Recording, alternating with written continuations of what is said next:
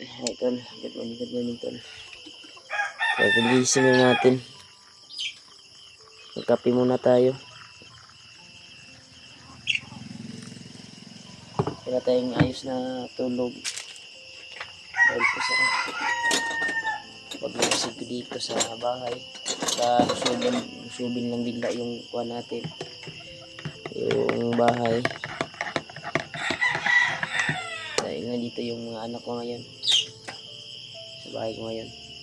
Dito ko pinatulog.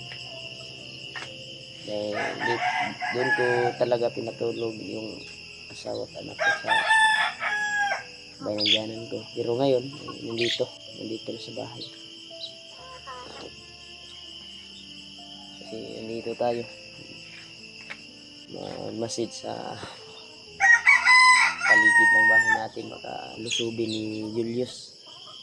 O sinong mga tauhan niya. Nakaready na yung mga kuha natin dito. Pagsangga sa bawat paligid. Kung sino man yung pumasok na mga may balak pumasok at balak tayong sagupain. Kaya ako'y lubos na pasalamat sa inyo tol sa walang sawang suporta at walang sawang pagmamahal niyo po sa amin bawat kuha namin exploration.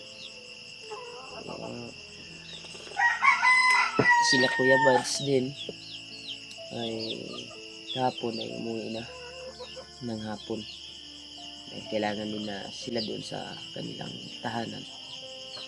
Nandun din yung anak at asawa niya. Si AJ din umuwi din sa kanila. Ako dito ko natulog sa bahay ko. Sama ko yung asawa at anak ko. At ito ay maliit lang yung tulog natin tol. Dahil po sa pagmamasid talaga dito sa paligid ko.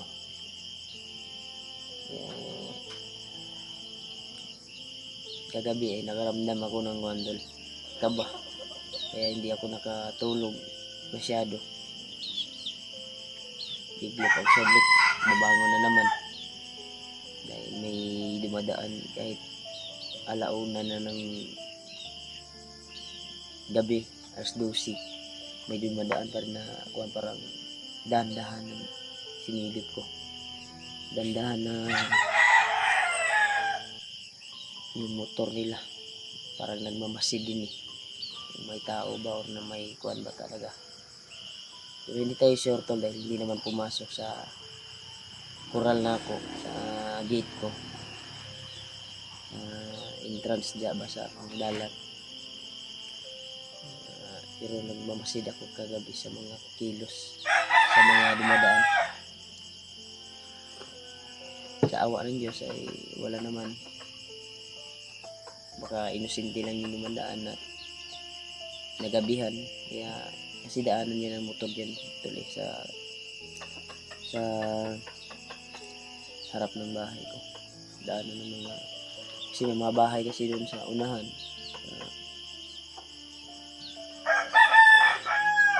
Baka ang aking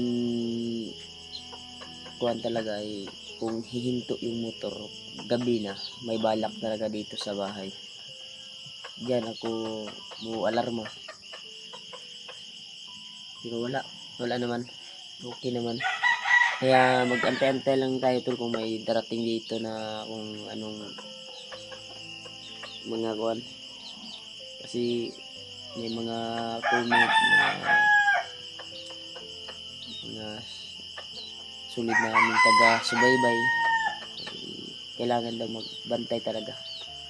Baka biglang sumulpot si Julius na dati ay kasamahan natin pero binalot yung katawan niya sa masamang kuwan ni Bagnot.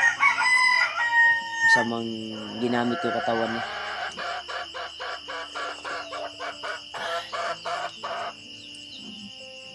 Kasama ko ngayon dito ay yung bayaw ko tol ay nandyan na nakatira sa kuwan. Pinasiris ko lang ng kurente Yan, nandyan yung bayaw ko, asawa niya.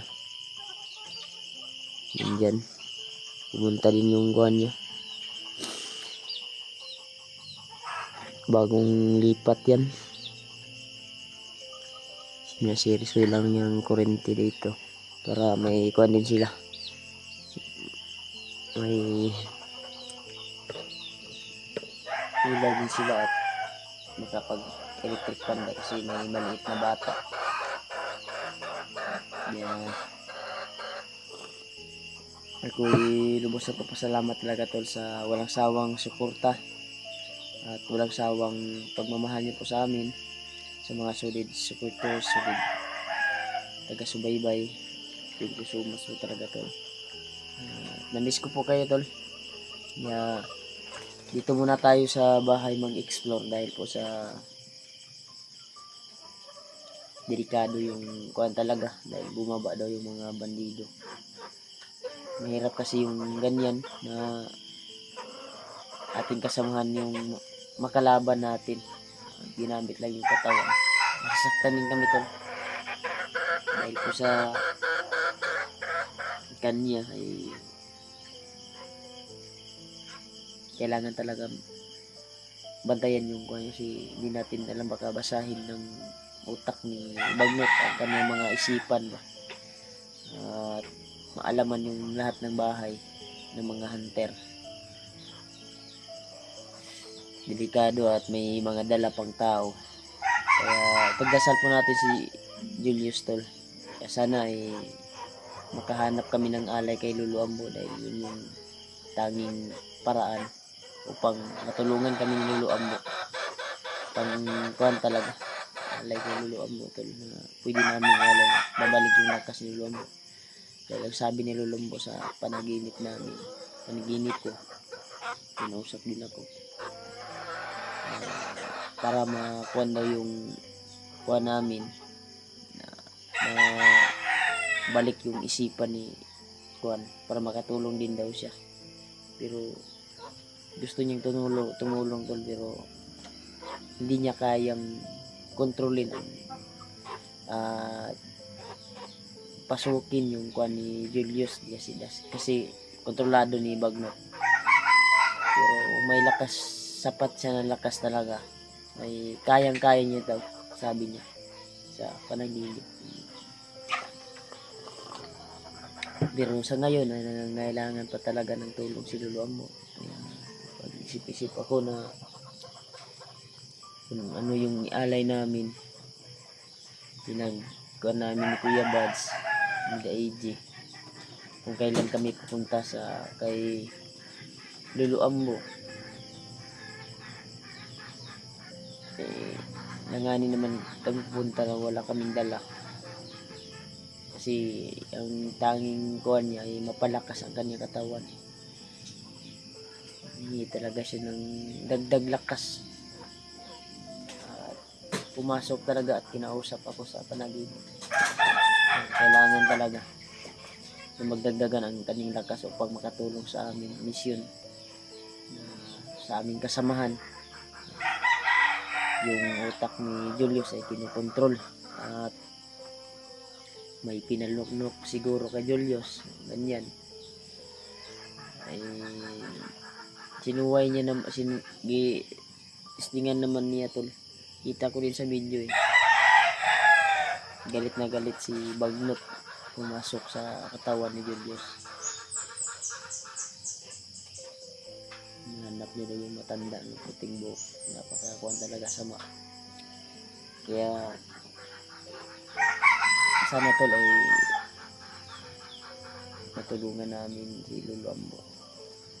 Baka sila Kuya Bads mamaya ibabalik yun dito.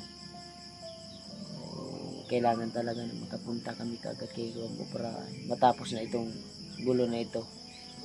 Kasi mahirap kasi tol kapag kasamahan natin yung kalaban natin, baka mapuruhan namin ba at mapaslang namin dahil sa ginamit ng kanyang kuandol katawan.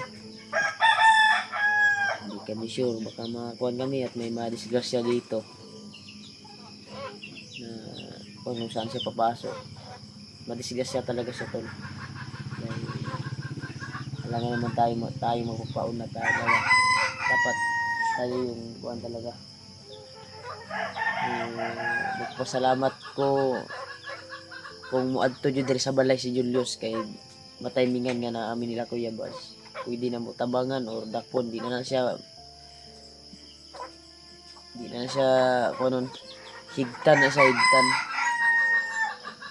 higtan kung makakuha na mahuli namin at masimpuhan talaga namin kung pupunta dito. Sabi ko naman kay Kuya Bas kahapon dahil bago sila mo tawagan mo kuya kung may mag-aligid dyan sa bahay nyo doon. Kasi dito si Kuya Bas kahapon ay may pumunta na bisita si Alpha. Dala niya yung supporters namin na si Tita Helma nagbisita sa mga Timpugi. Kaya maraming salamat sa Tita at sa mga solid supporters ko. Thank you so much po talaga. Kaya bisita naman kayo dito sa bahay kung may kuwan kayo, may time. Kasi willing naman kami dito kami sa bahay. Timingan din sa pagbisita ni Tita Helma ay nakababa kami. Kaya nakuhan din namin na nagkita-kita kami at kami ng nyog, kain kami ng buko. May pasalubong din sa amin mga damit. Sobrang saya talaga to.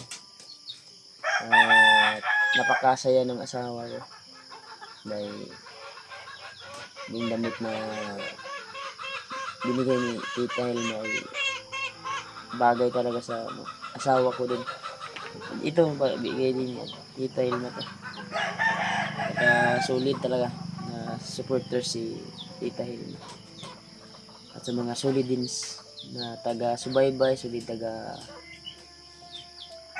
suporta sa amin. Maraming salamat po talaga.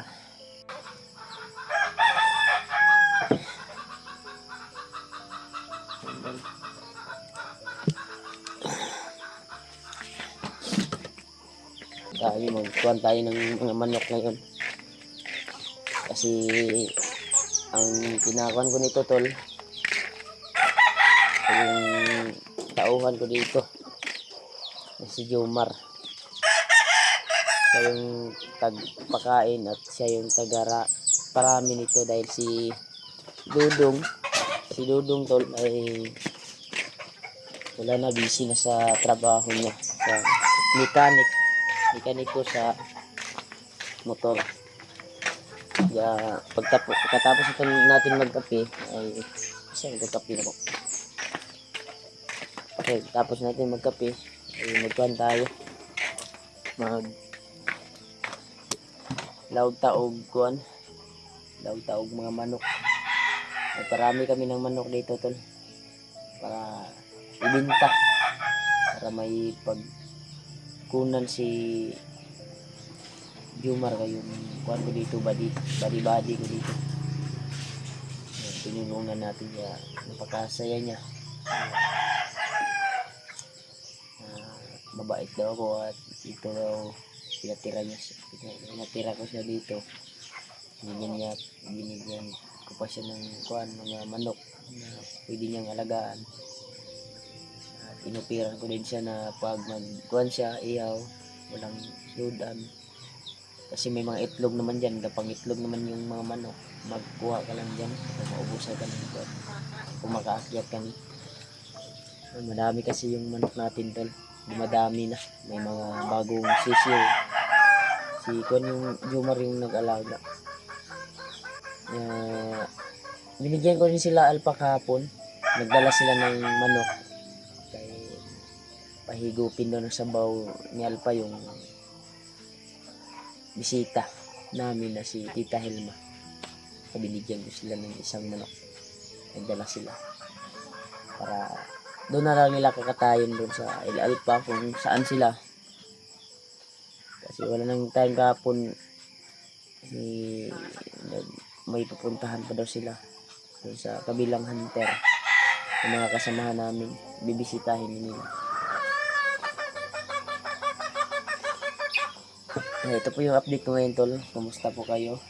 I love you sa inyo lahat, tol. Ingat po kayo palagi, tol, sa bawat exploration nyo po. Thank you so much.